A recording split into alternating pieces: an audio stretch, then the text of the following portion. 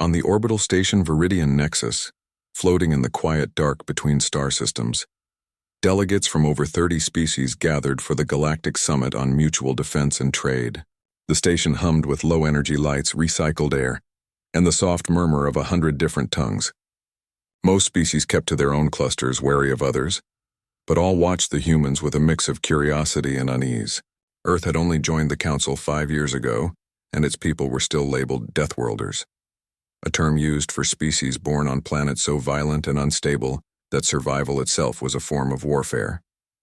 Humans fit the description perfectly. Their world had predators, diseases, natural disasters, and a history soaked in conflict. Yet they had climbed out of it, built starships, and now stood among the galaxy's old powers. Kyle Brandt stood near the edge of the main chamber, arms folded, expression calm. He wore a simple gray uniform with no rank insignia, just a small Earth emblem on his collar. He wasn't a diplomat or a politician. He was a Marine, assigned as a security liaison after the last summit ended in a near riot when a Krell envoy accused humans of hoarding antimatter.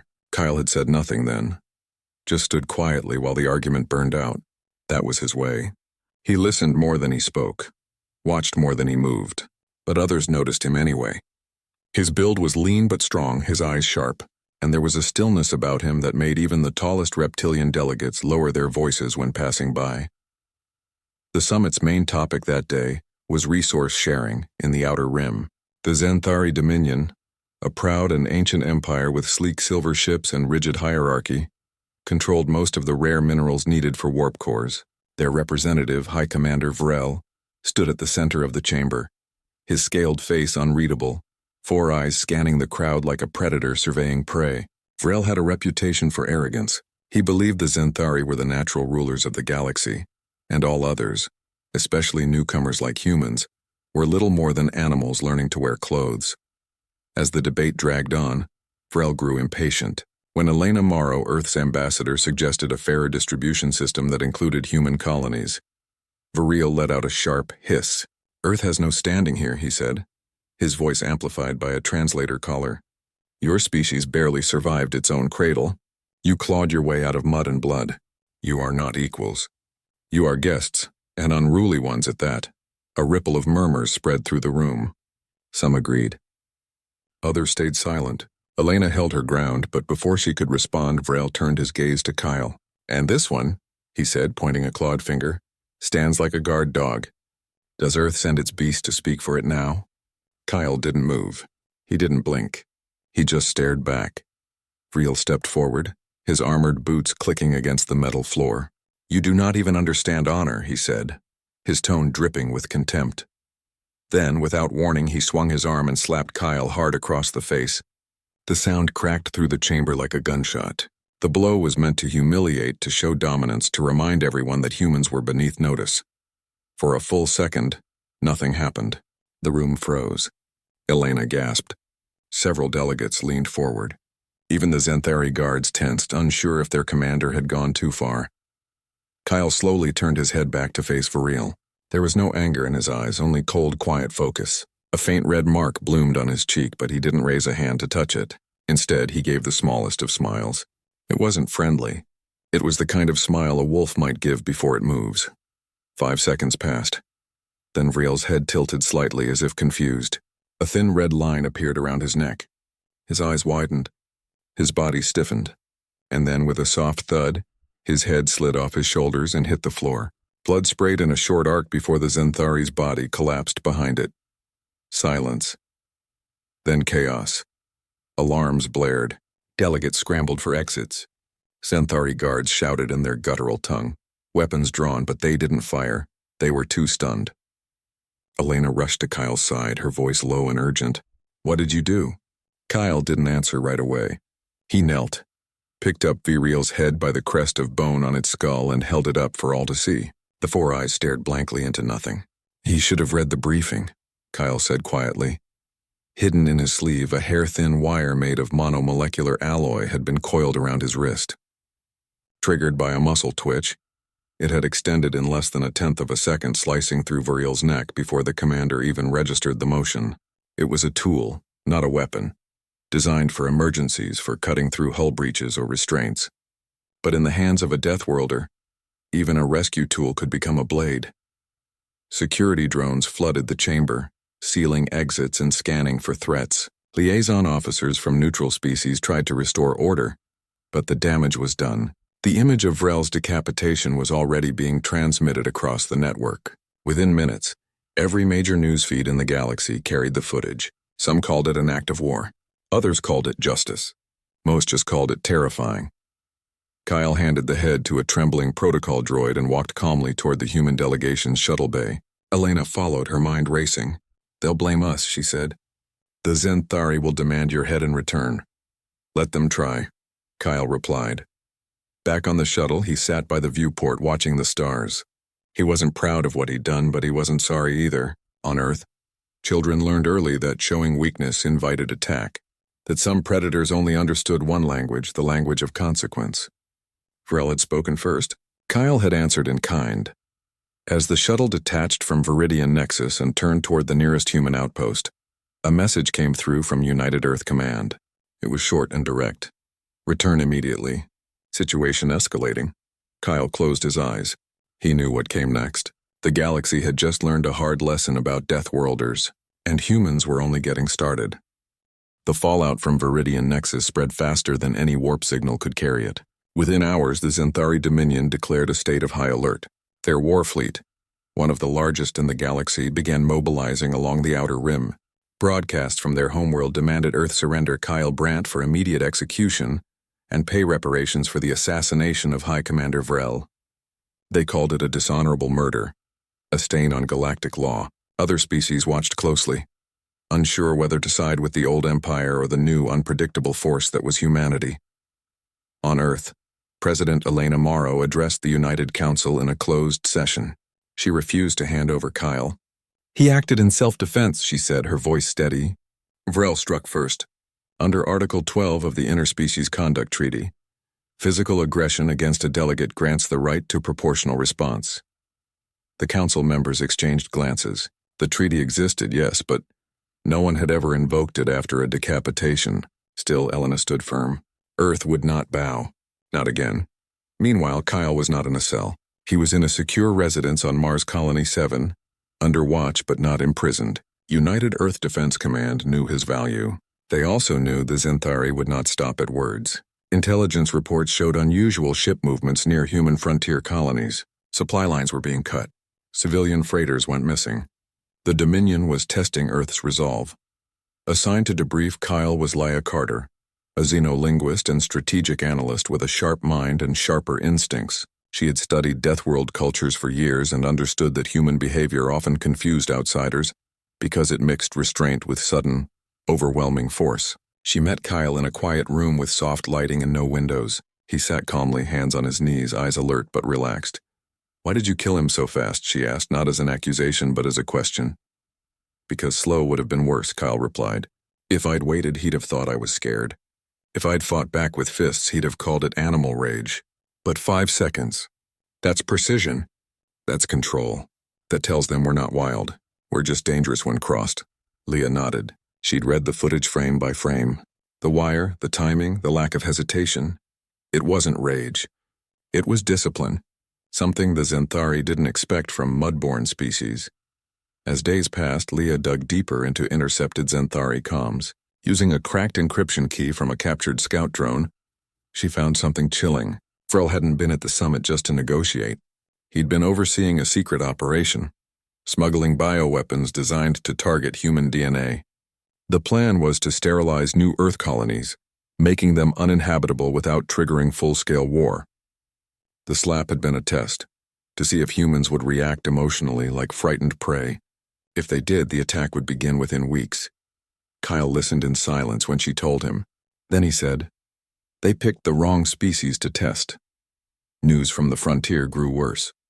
The colony of New Olympus, a settlement of 12,000 on the edge of Zenthari-influenced space, reported strange sensor ghosts and jammed signals. Their last message was fragmented. Ships inbound. Not ours. Before going dark, United Earth Command feared the worst. President Morrow authorized a defensive posture.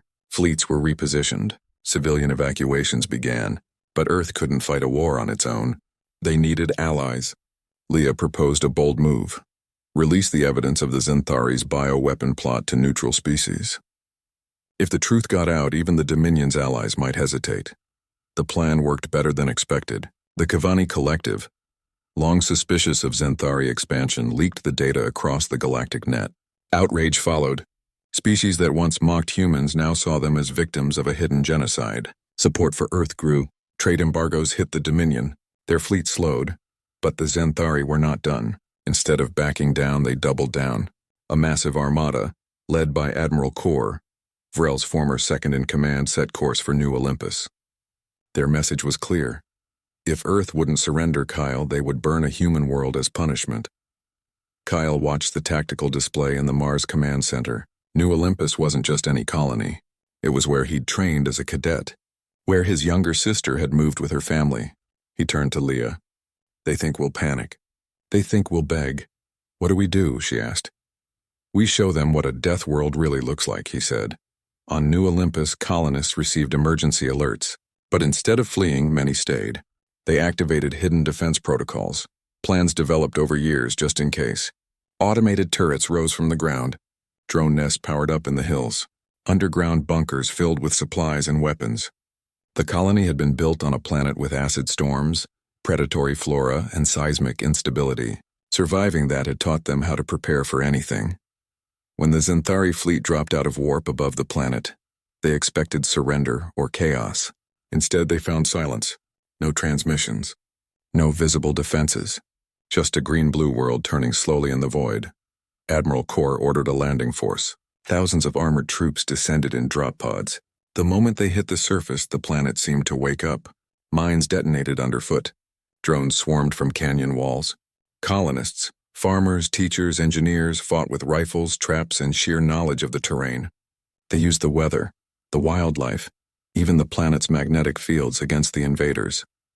The Zenthari were used to clean, orderly battles. This was something else. This was survival turned into strategy.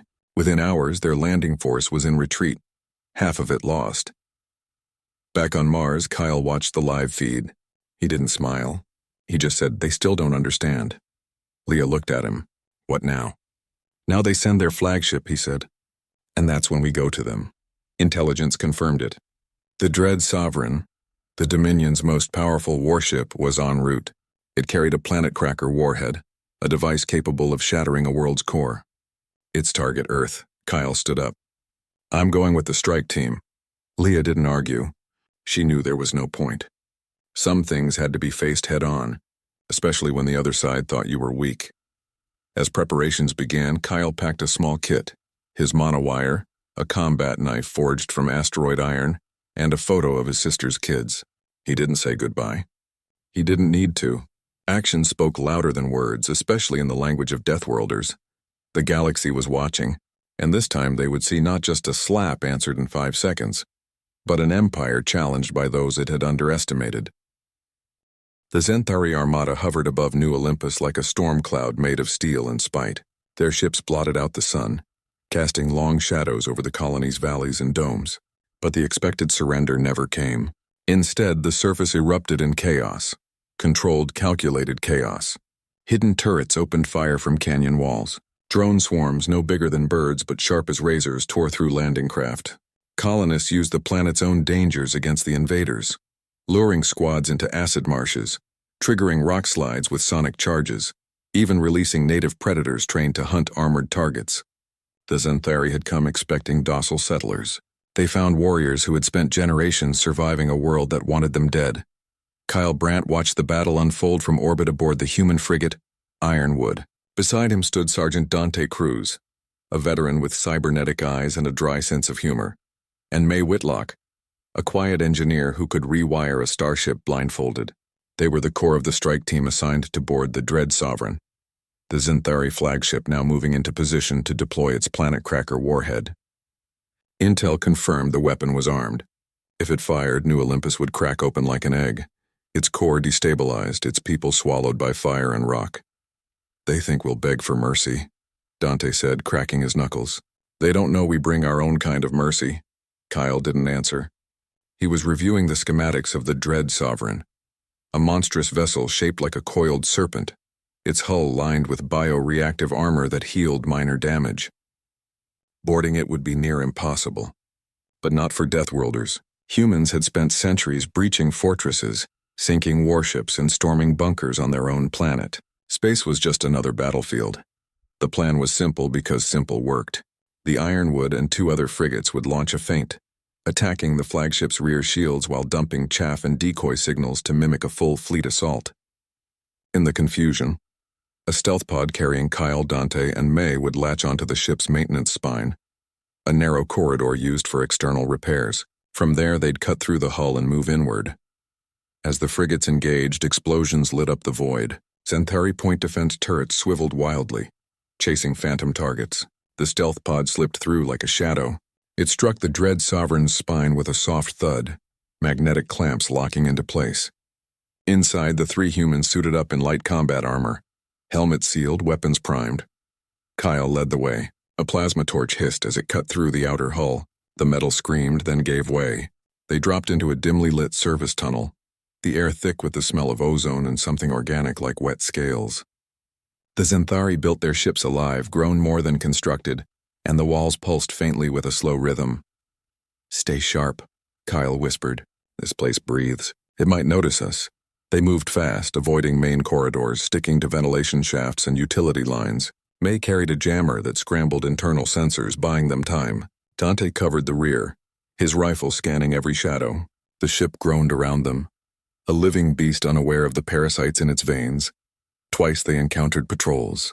The first time, Kyle used his monowire to silence a pair of guards before they could raise an alarm. The second time, Dante took them down with precise headshots, his cybernetic eyes seeing heat through the dark. They left no bodies behind, dragged them into side chambers, covered them with tarps. Stealth was their shield.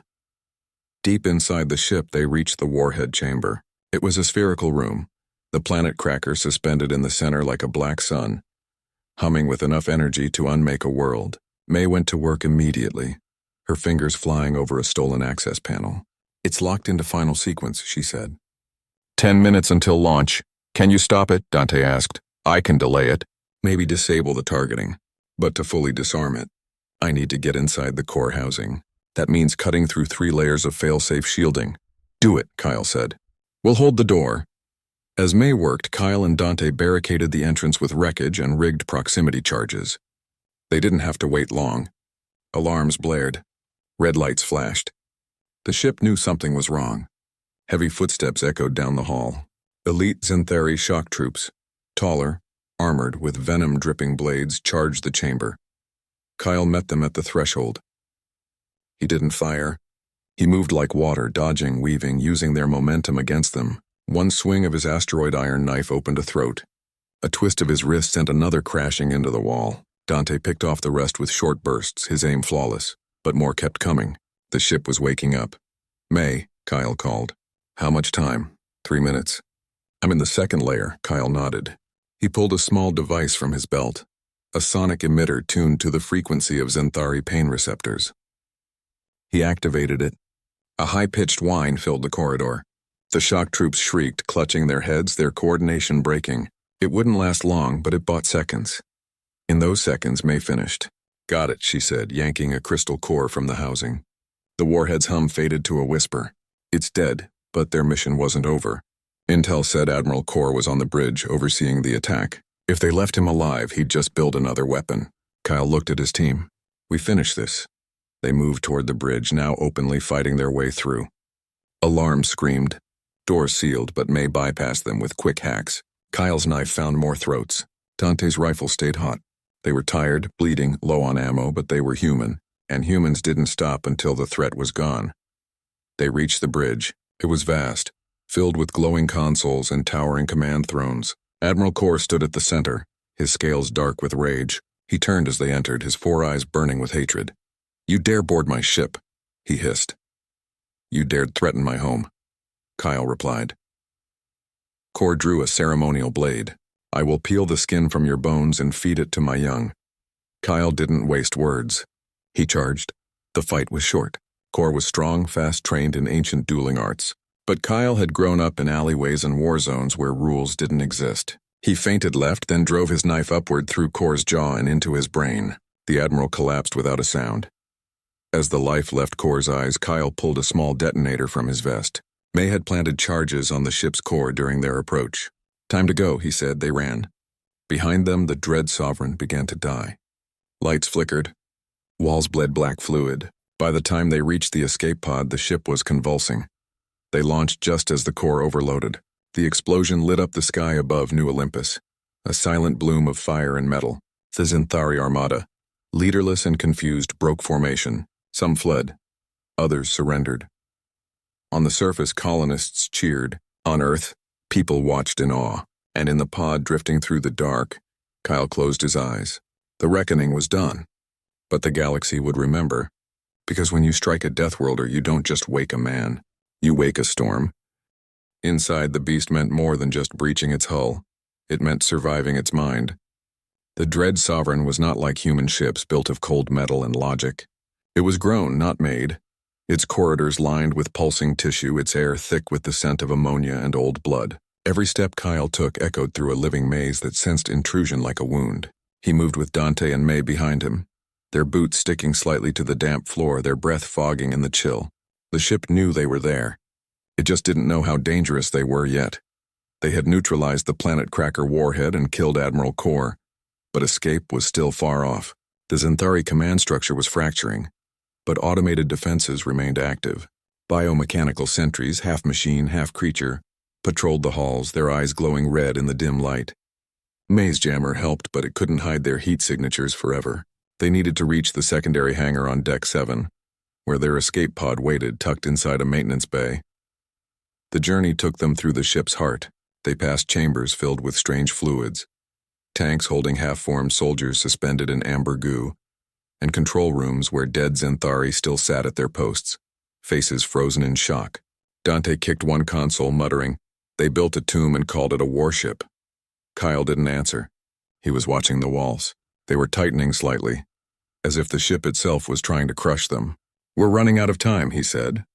"This thing's going into death throes. When the core blows, it'll take everything with it." May nodded, her fingers already working on a sealed bulkhead door. "Give me 30 seconds. She pulled a handheld laser from her belt and began cutting around the lock. Sparks flew. The metal screamed. Behind them, a low growl echoed down the corridor. Dante spun, rifle raised. "Company." 3 sentries emerged from the shadows, their limbs jointed like insects, mouths full of rotating teeth. They moved fast, skittering on all fours before rising to stand. Dante fired. 2 shots. One sentry's head exploded. The second staggered but kept coming. Kyle stepped forward, his knife flashing. He drove it into the creature's chest, twisted and yanked free. Black fluid sprayed. The third lunged. Kyle sidestepped, grabbed its arm and used its own momentum to slam it into the wall. It cracked like dry bone. "Clear," Dante said, scanning the hall. May finished cutting. The door groaned open. Beyond it lay a narrow service tunnel that led toward the hangar. They moved quickly, single file, weapons ready.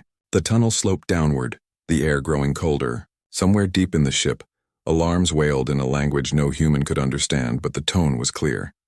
Panic. Halfway through, the floor trembled. A section ahead collapsed, revealing a pit of writhing tendrils below. "Trap," May whispered. Kyle studied the gap. "We jump." Dante went first, landing cleanly on the other side. May followed, her small frame making the leap easy. Kyle took a breath and jumped, but the edge crumbled under his boot. He caught the rim with one hand, legs dangling over the pit. The tendrils reached up, snapping like whips. Dante grabbed his arm and hauled him up. "You owe me a drink," he said. "If we live," Kyle replied. They pressed on. The hangar was close now. They could hear the hum of inactive engines, the occasional clang of loose metal. But as they neared the entrance, Kyle held up a fist. Silence. Then voices. Xanthari voices. Peering around the corner, they saw a squad of survivors.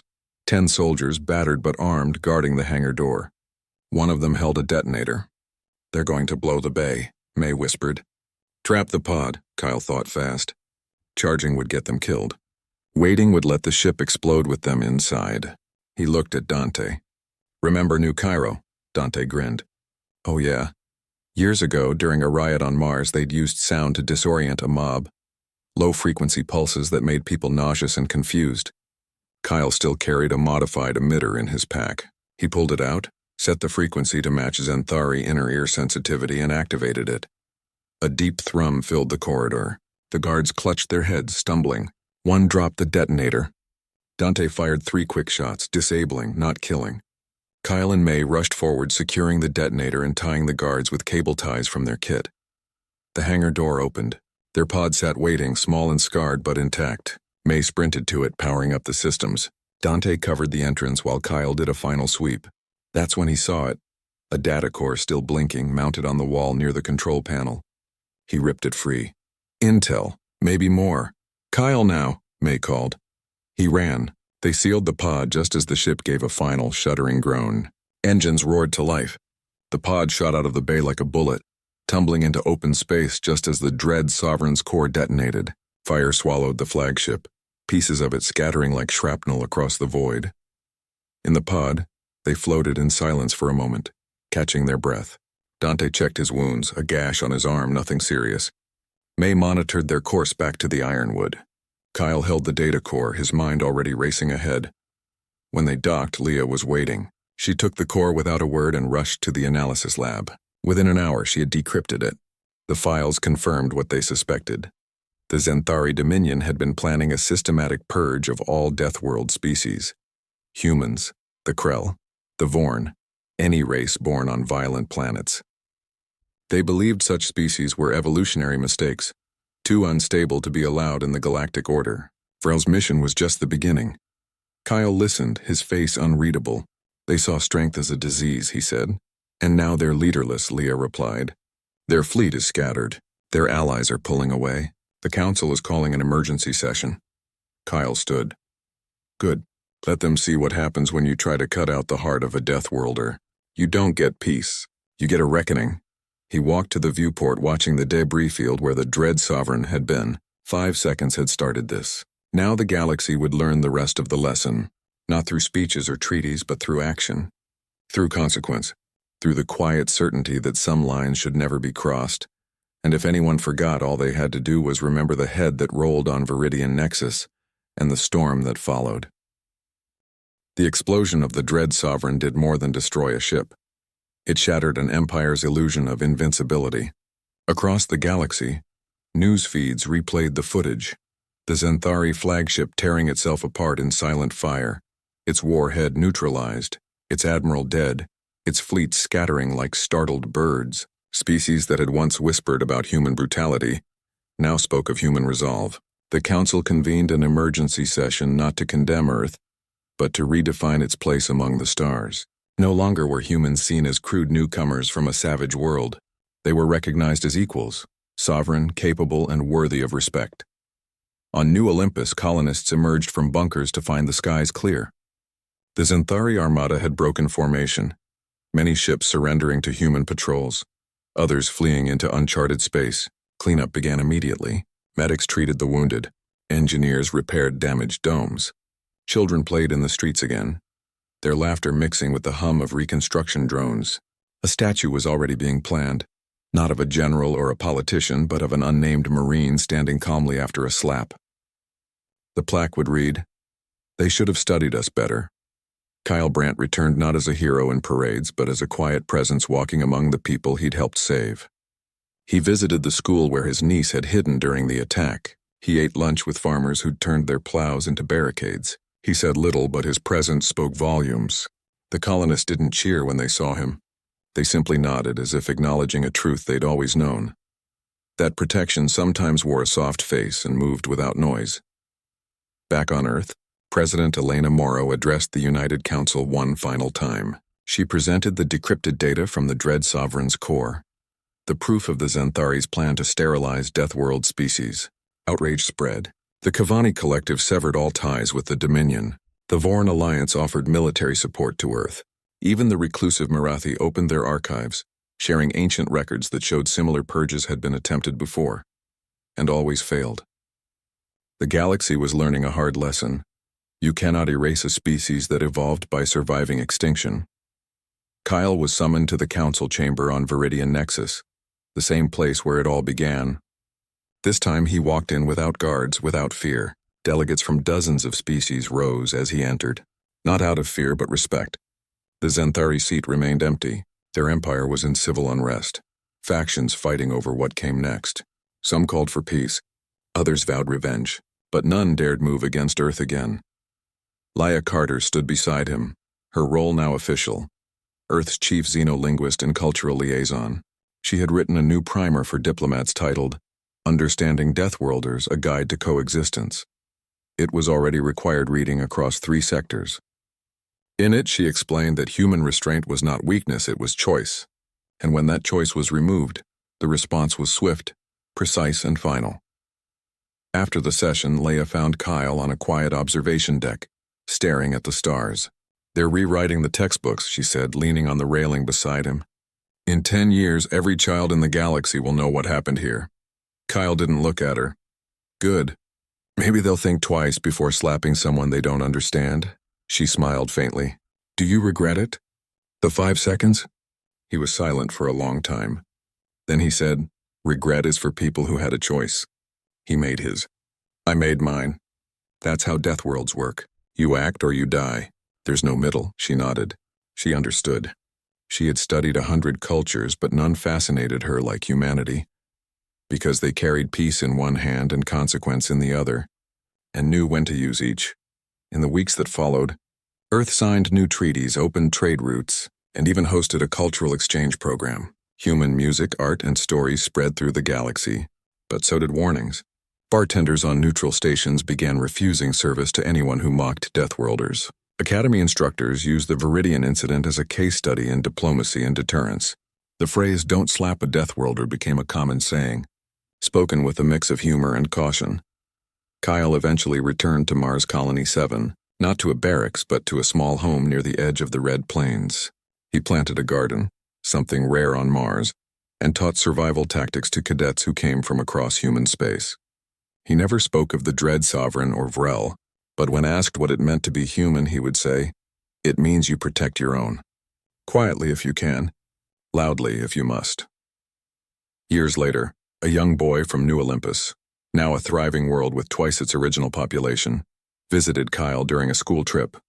The boy asked, were you really the one who cut off the alien's head? Kyle looked at him, then at the horizon where dust storms gathered like old ghosts. I was the one who reminded them that respect isn't given because you're strong. It's given because you choose not to be cruel. The boy thought about that. Then he asked, what if someone tries again? Kyle smiled just a little. Then they'll learn the same lesson. In 5 seconds or 5 lifetimes. The galaxy's a big place, but some truths are small enough to fit in a single moment. And somewhere, in 100 different worlds, species looked at Earth not with fear, but with a new kind of understanding. Because the humans had not conquered. They had not demanded tribute or territory. They had simply said, touch us with dishonor and you will meet the edge of our patience. And that edge is very, very sharp.